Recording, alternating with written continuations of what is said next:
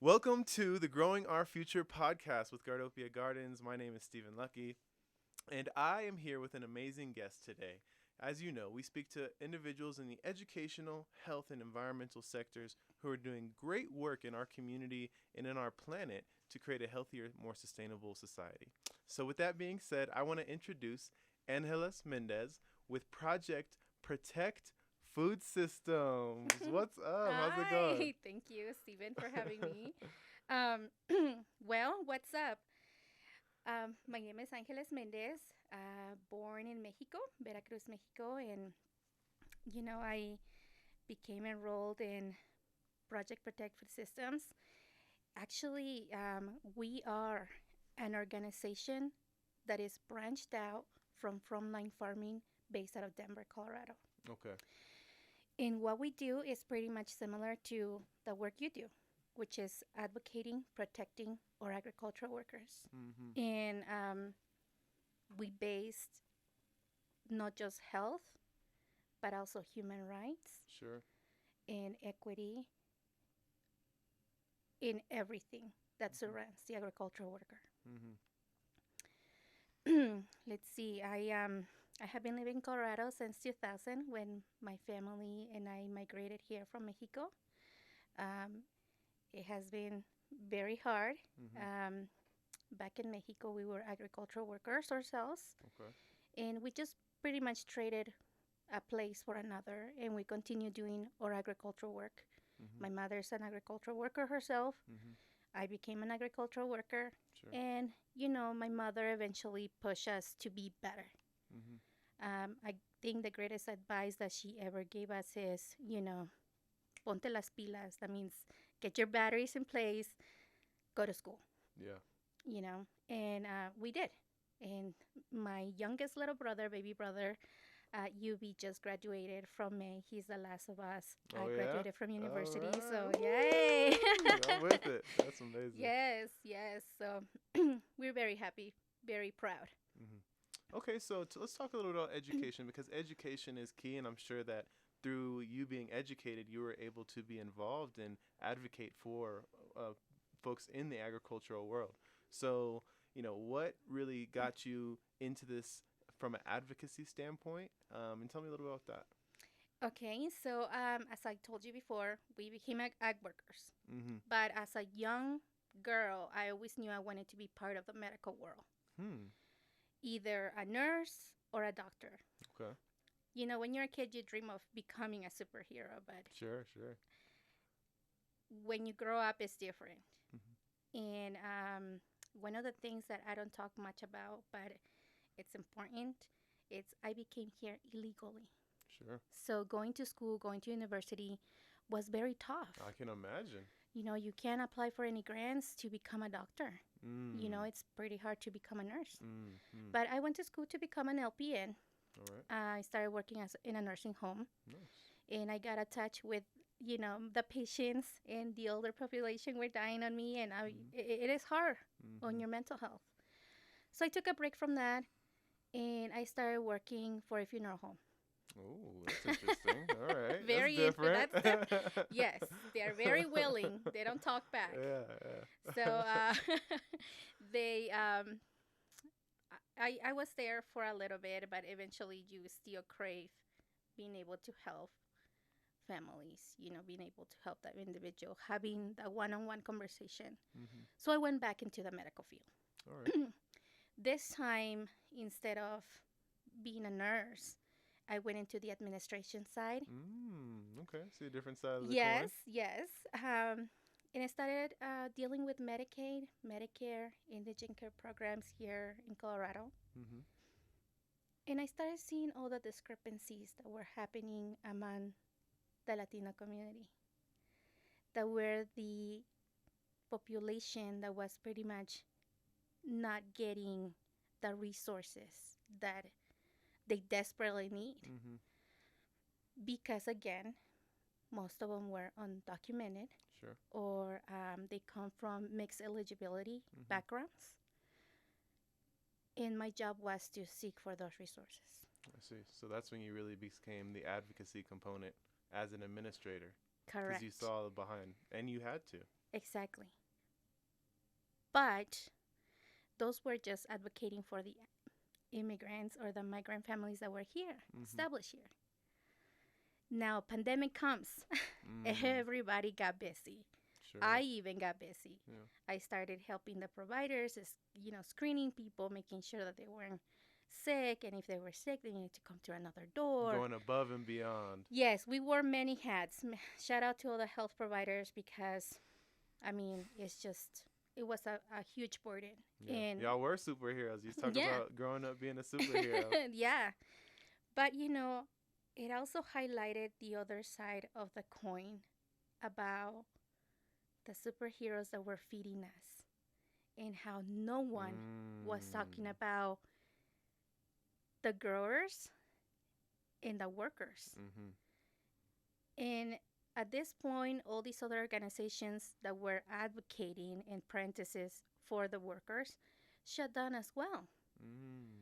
So was the only one doing outreach, educating, telling them, hey, wash your hands, don't touch your face.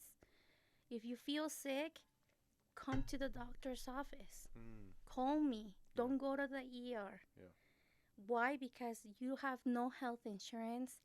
You don't have anything here. Mm-hmm. Let me help you out to seek the better solution for you. So that's when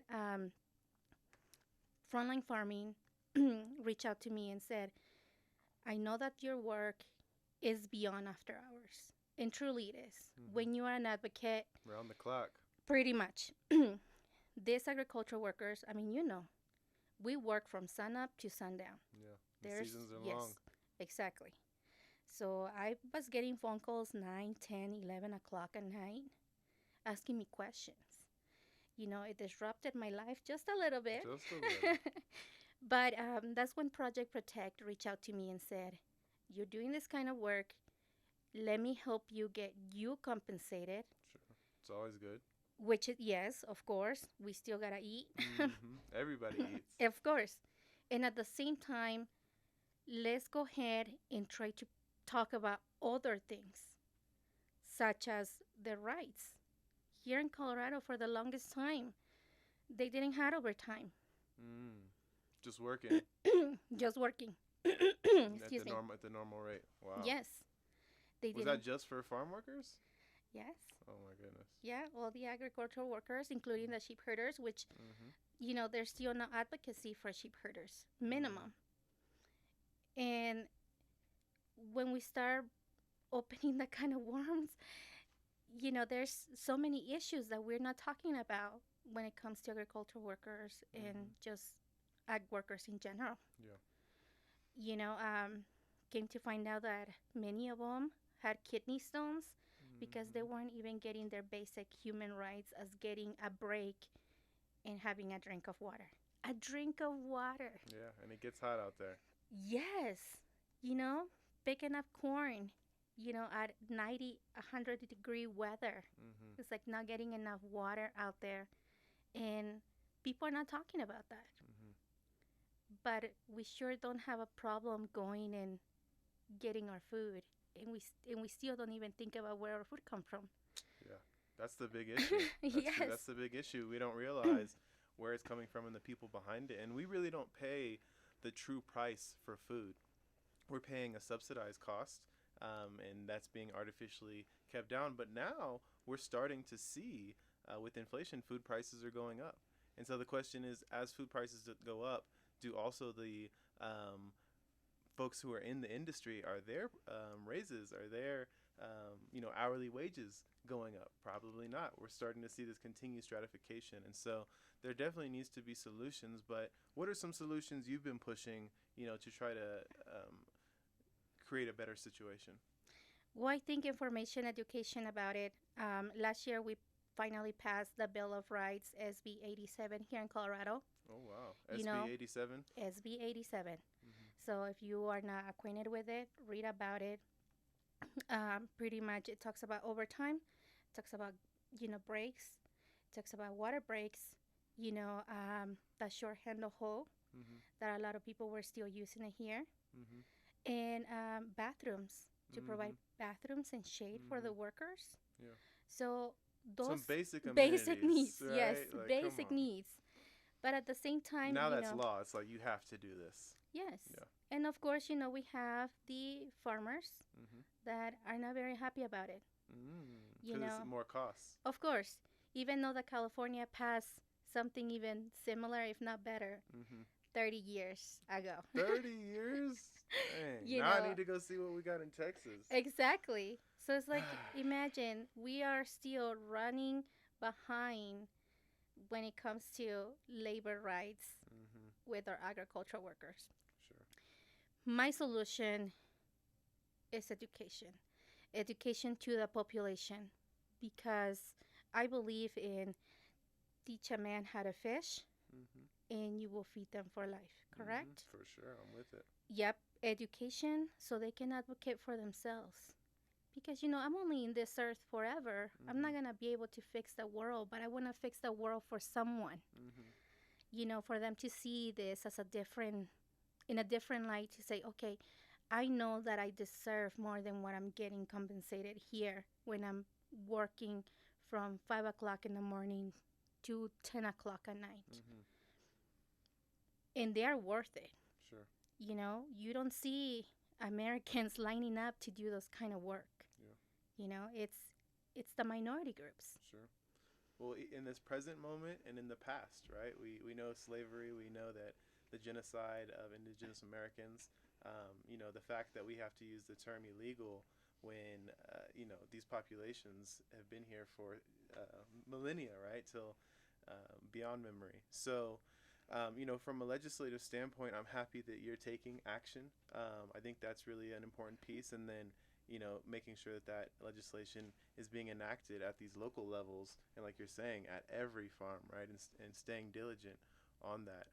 We have a similar organization in Texas called Farm and Ranch Freedom Alliance, and so they do some lobbying and advocacy, for grassroots initiatives. But I want to continue learning from you and the work you're doing here in Colorado, and we have to work together across state boundaries, right, to make sure that folks who are growing food are compensated properly for food that's being grown, and also have the same safe working conditions, because we felt the strain during COVID of the food supply. Right? Yes. So, yes. Factories were shutting down and they weren't processing proteins, which were going up higher. We see a run on eggs. We see a run on milk, right? So, food scarcity is a real thing. And if we value it that much, then we also need to value the folks in the food system, from food production and agriculture all the way to the food service side of things, to the composting facilities and doing our part in food waste. Right, so all these different components. As we wrap up, is there anything specifically you'd like to say, or how can folks find out more about the work you're doing? Yeah, of course. We have a website, Frontline Farming. So just come check us out. We do have everything that talks about SB 87, as well as the work that we're doing, statewide. I'm not the only one that is doing this kind of work. I'm not by myself. I do have other, we call it promotoras. And they go around, because we cover a lot of counties. Yeah. And me being by myself, it's not enough. How many counties do y'all cover? I have 7 counties under me. You have 7 counties? I have 7 counties. Oh my goodness. Yes, and a concentration of a lot of workers. So, there's a lot of need out there.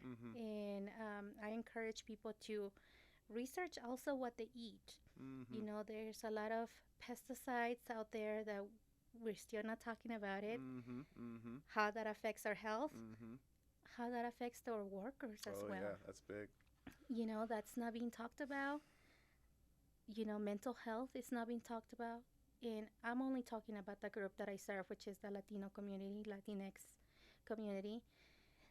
They don't talk about mental health. They don't talk about immigration, mental crisis that they have to go through when they cross the border and are away from their homes. Yeah. So there's all these sensitive subjects that nobody seems like they want to talk about. So I appreciate, the opportunity to be in this podcast. And if you guys want to learn more about it, please just send me an email. My name is Angeles at projectprotectfoodsystems.org. So, yeah, reach out to me and let's start this conversation. Okay, well, thank you again for being here, providing more education to our community. I'm looking forward to continued conversation. And again, congratulations on being an Aspen Fellow. Aspen has brought in folks like us together. We may have never met before, We but haven't. here we are, collaborating, cross pollinating, and seeing how we can envision a better future for all. So until next time, peace. Yeah.